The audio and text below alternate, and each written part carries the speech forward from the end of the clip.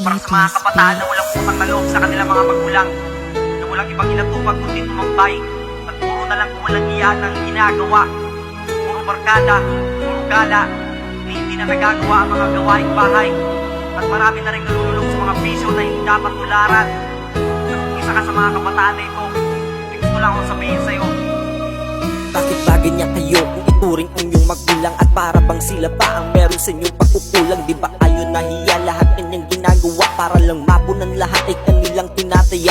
Halos pawis at tugon na ang pumapatak sa lupa. Wala ka lang pake kasi nasanay kang tunga. Kapakinggan nyo naman ako, yan ang hinanaing magulang. Huwag kang magre-reklamo, dapat nga sila'y tulungan. Dahil di mo lang alam kung ano ang pinagdaanan para lang maibigay ang gusto mo kahit patugat. tapos ang lakas mag-video pero galing sa magulang. Hoy, gumising ka't bumangon, dapat nga iyong iwasan yung ganyang katulad ng tao walang patutunguhan. Balang araw magsisisi ka't ikay manghihinayang sa mga bagay na ginagawa mo, puro kagaguhan. Nakaiga ka maghapon, ikaw ay walang pakinabang. Huwag sanayin ng sarili, dapat nga iyong iwasan. Balang araw sarili mo na lang ang siyang tutulungan. Tumayo ka't maghanap ng iyong pagkakakitaan. Mayong kapalit na huwag kayo, huwag na paghihinaan Ng loob, magsimula ka para sa kinabukasan. Yung dadabog na pa kapag ikay pinuputusan. At pagtapos mo kumain, plato mo'y pinuhugasan. Didiretso pa sa kwarto, hiligat maglalaro lang para kang batang paslit na hirap lagi maputusan. Tatayo ka lang kapag oras na ng pananghalian. At pagsapit ng gabi, tatambay ka't mag-iinuman.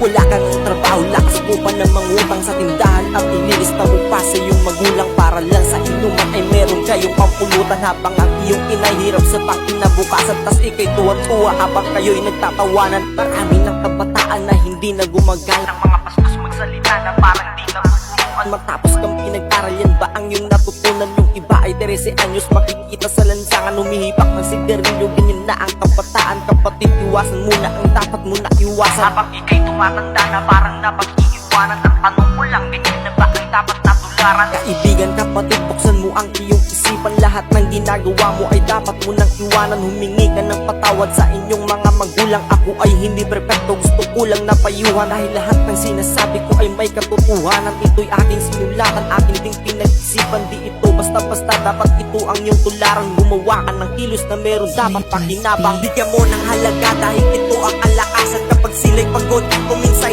nahihirapan, subukan mong tanungin kung ano ang dinadamdam. Kapag sila ay mag-isa, paniguradong luluwayan ang ating inaang siya. Nagsisilbi nating sandalan at ang ating amaan nagsisilbi nating tahanan. Simula ng pagkabata tayo ay inalagaan. Huwag natin kalimutan na sila'y pasalamatan. Kaya mga kapatid, imulat ang iyong isipan. Tumayo sa paghiga at tuwid ng kamalian. Di huli para magbago, alisin ang kasalanan. Tayo ay magkaisa sa ating sarili, patunayan na merong magagawa para sa ating kinabukasan. Magkaroon man ng hanggang, hindi ito dapat sukuan. Ayos lang magkamali dahil lahat natututunan. Matuto kang mag-isa, ang iyong sarili ay tibayan.